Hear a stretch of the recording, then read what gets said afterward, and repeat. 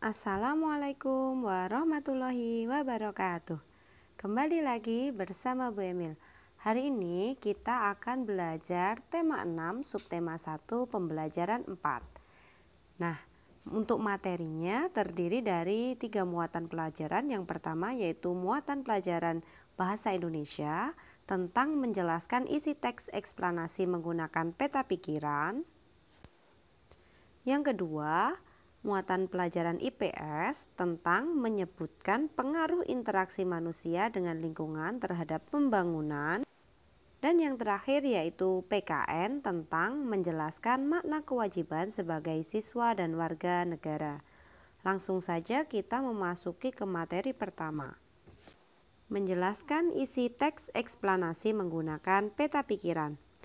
Peta pikiran merupakan suatu cara mencatat yang kreatif, efektif, dan secara harfiah dapat memetakan pikiran-pikiran kita. Berikut adalah hal yang perlu dilakukan untuk menguraikan konsep menggunakan peta pikiran. Yang pertama, tentukan ide pokok dari teks yang disajikan. Yang kedua, catatlah kalimat penjelas dari ide pokok tersebut dalam bentuk poin-poin. Dan yang ketiga yaitu barulah kamu dapat menuliskan ide pokok dan kalimat penjelas tersebut ke dalam suatu bagan peta pikiran. Materi selanjutnya yaitu menyebutkan pengaruh interaksi manusia dengan lingkungan terhadap pembangunan. Sebelumnya, kamu telah mempelajari macam-macam interaksi manusia dengan lingkungannya. Misalnya, aktivitas manusia sebagai petani, peternak, penambang, atau nelayan.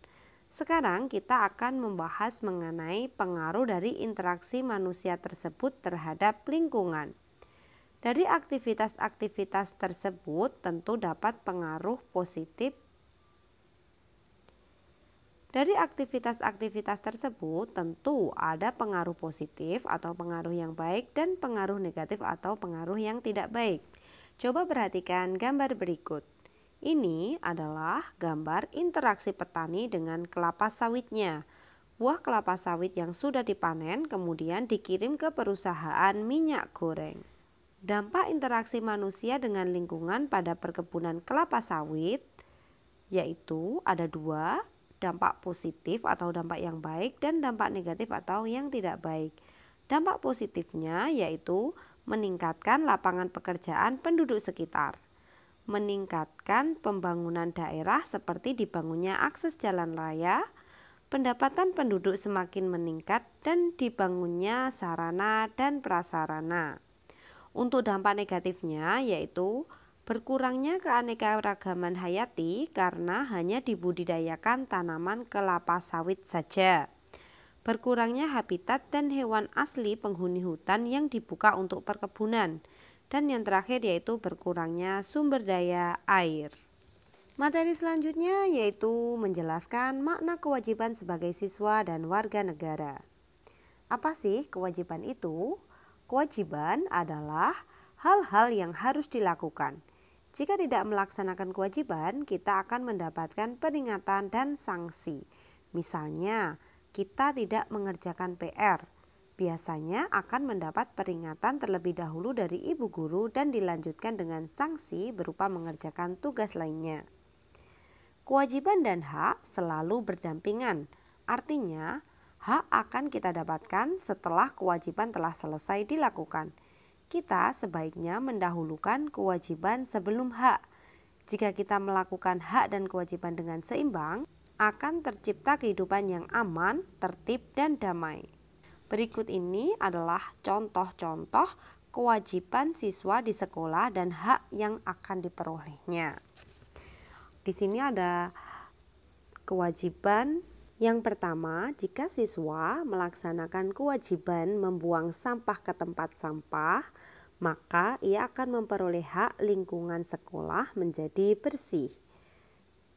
Jika siswa melaksanakan kewajiban mengerjakan tugas dengan bersungguh-sungguh, maka hak yang diperolehnya adalah mendapat nilai bagus dari tugas tersebut. Jika siswa melaksanakan kewajiban mendengarkan pendapat teman saat melakukan diskusi, maka akan mendapatkan hak, diskusi akan tenang dan permasalahan dalam diskusi cepat terpecahkan.